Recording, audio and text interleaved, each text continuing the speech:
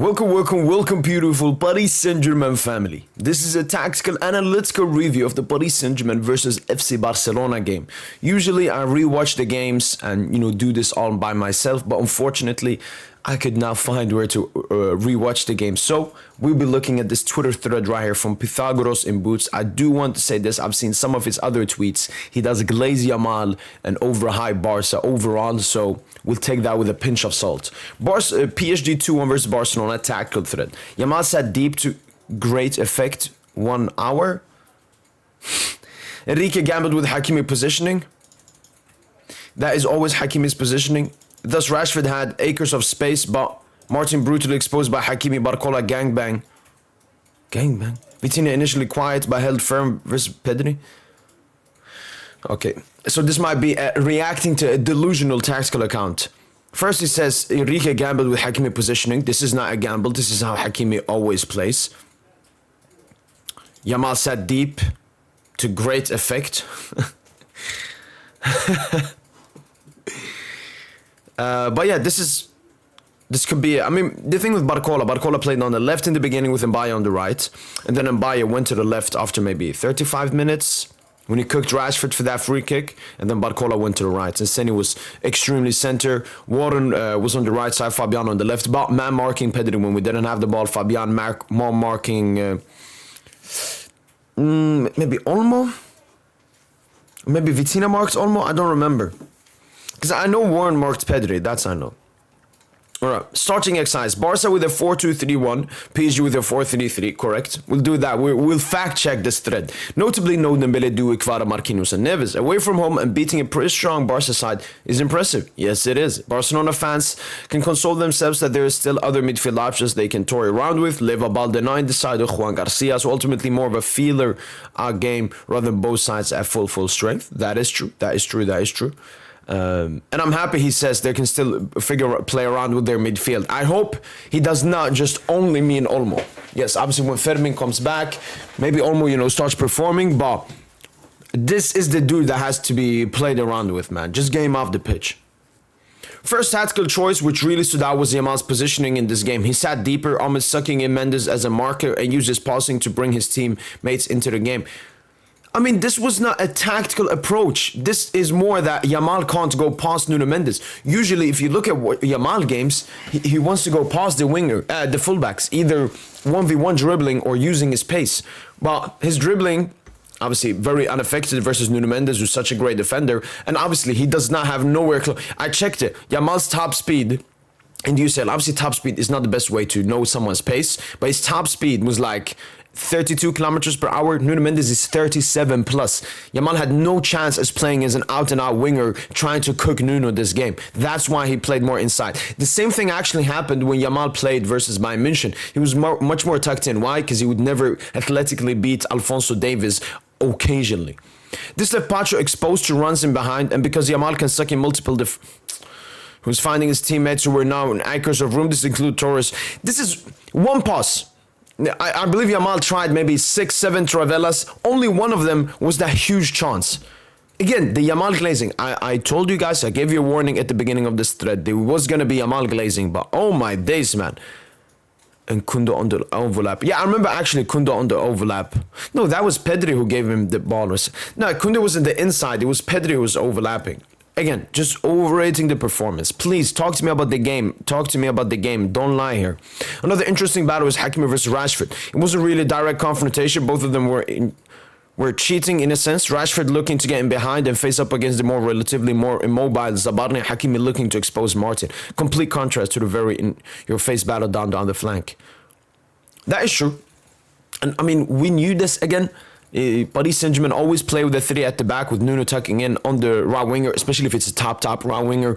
We did the same versus Salah. We did the same versus Saka as well. But the same thing, when we played Liverpool, away we played a bit more defensive. But at home, it was Marquinhos and Luis Diaz the entire time. And now it was Zabarni instead of Rashford. This was not a gamble by Luis Enrique. This is how Luis Enrique always plays. He always wants Hakimi pushing up as he got the assist and was influential in making many runs down this right side. And now he's saying Rashford looking to get in behind and face up against the more relatively immobile Zabarni. It wasn't really that. Rashford was probably standing here and was like, Oh, Zabarne is in front of me. Hakimi is in behind me. I think if it was Rafinha is a more in-behind player than Rashford. Barca did well against Vitinha in the first half. He looked caged in with no real passing option. That is how they exploited him for the first goal. I mean, yes and no. I think Barca did a very great game on Vitinha, but Vitinha just came back from injury, so it could have been that he's not, he was not 100% fitness. And then saying how they exploited him for the first goal. If you go and look at the goal, Vitinha was not pressed, not anything. It was just a stupid pass from Vitinha. Obviously, I'm not gonna say Barca's press does not affect, but saying that they exploited him for that mistake is just a lie. It was like Marquinhos versus Newcastle. Newcastle did not exploit Marquinhos there. It was just Marquinhos giving the ball away. Loose passing quickly going through the middle of an out to Rashford to play the ball. I mean, yeah, that's 100% true. Huge prop. Like when I looked back at that goal, Yamal gets the ball, takes one touch, but like stays with the ball to bring Vitinha in, which opens up the space for Pedri in behind. Pedri gets it to Rashford. Rashford, immediate pass, beautiful to Ferran Torres, who's right on side. It was a beautiful, you made a mistake, we're going to punish you. Warner Ruiz needs to get closer in order to free Vitinha, but this didn't happen until the second half when Barca's intensity began to fade. They backed off to protect their loose back line. Free Vitinha? No, I mean, Fabian just played his game. And Warren, even when we play Neves, they're not that ball dominant. It's mostly Vitinha and Fabian as the two conductors in the midfield. And Fabian conducted that first half really well. Such an underrated player. As the game wore on, Hakimi became increasingly influential. Enrique's gamble paid off. It was not a gamble, and Hakimi was honestly influential in the first half as well. It was just Barca recovered quickly. Obviously, that means Hakimi wasn't as influential, but he was still making his runs. He was not forcing Barca back, and he and Barcolo drifted into multiple areas, but now smelt blood down this right. Both worked in tandem to give Martin a torrid night. Martin can't be trusted to start a game of this magnitude in the latter stages. Looked out of his depth. I mean, there are many other players you can talk about looked out of their depth than Martin. I think he had a decent left-back performance, what you expect, and didn't make any horrendous mistake. Let me see if he criticizes De Jong. Obviously, no criticizement to Pedri and Yamal because, I mean, they're amazing. As mentioned before, Vitinha came alive second half and was now dictating the game as Pedri grew in frustration. Roles were reversed. Now it was time for PSG to Maestro call the shots. Again, once again, we're seeing the Barca narrative here. Like, Barca were the better team first half, PSG were the better team first half. I think the first half was tight. Both teams scored, both teams had opportunities, and the second half, PSG was by far the superior team. Again, it was the same thing with Pedri, saying like Pedri had a better half than Vitinha in the first half. I agree. Vitinha had a better second half than Pedri. I agree. But Vitinha was way better than Pedri in the second half. Was in the first half, Pedri was not the best either. Again, the Barca narrative, and I hate these neutral accounts. They call themselves football in boots, Pythagoras boots, and you see no Barca here, but all of them are. Most of them are actual Barca fans just hiding behind neutral accounts, or they just have insane glazing of Barca. Because I mean, I can't read through this thread without me. But wait, he's lying now. As mentioned before, Vitinha came alive. Overall, a disappointing night for Barca, such promise shown in that first half, but there seems to be a naivety about their defending, both from a personal perspective and also tactically. PSG showed a lot of resilience. They could have been buried in that first half, but Enrique has forged a new mentality for this club, where even a weakened side can come to Barcelona, play badly for large spells, and then find what result.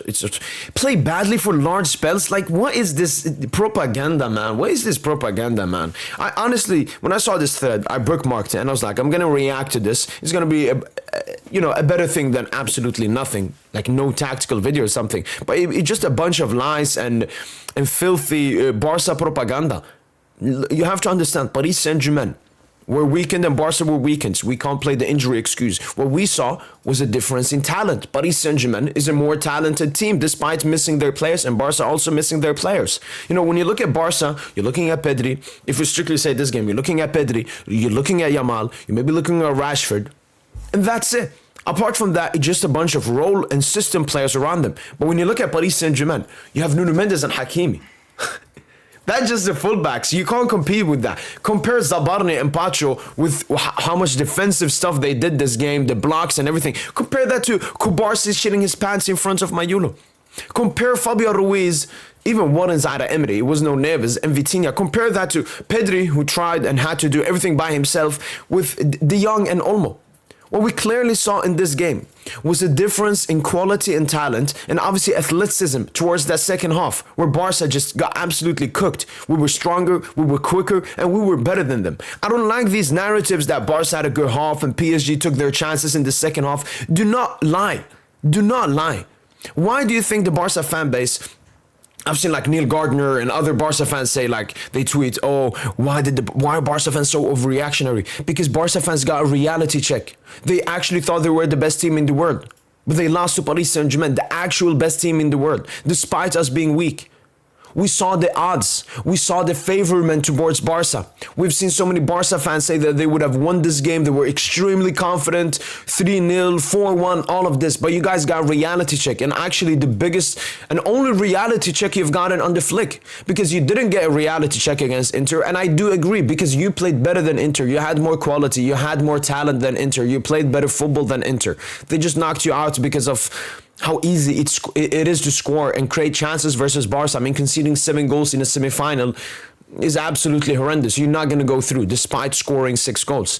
But in this game, it was a reality check. Barca finally faced a team that is footballing and athletically and quality better than Barca. That's why all the Barca fans so-called were overreactionary. I didn't think they were overreactionary. If Paris Saint-Germain had, we were in good form and everything, and we faced a team, and I was like, wow, we're not the best team in the world. I did not get that reality check in the Club World Cup final because, I mean, Chelsea, it was very clinical from 3 counterattacks, finding gaps and holes in when we were pressing and off the ball. But in this game, it was Paris Saint-Germain controlling Barca in their own half at the Montjuic, something never seen before with Barca's Hansi Flick side. So, yeah. You got the tactical preview and you got some opinions and some honesty. Obviously, Barca will get better. PSG will also get better. I've seen so many Barca fans already bring up the injuries as excuses. We were missing more quality and talent than you guys. And if I think this game is replayed, I think Barca score more, but PSG score more. And that's a fact that nobody can deny. Because Paris Saint-Germain were very good defensively, but Barca still scored and created opportunities, which just shows how great Barca are attackingly. But Paris Saint-Germain were pretty mid offensively, but still created chance after chance against Barca. So imagine you put a Dembouz, imagine you put a Khvicha, imagine you put a Doué, imagine you put a João Neves. That's been it. Hopefully you guys have enjoyed this video. And as usual, allez Paris.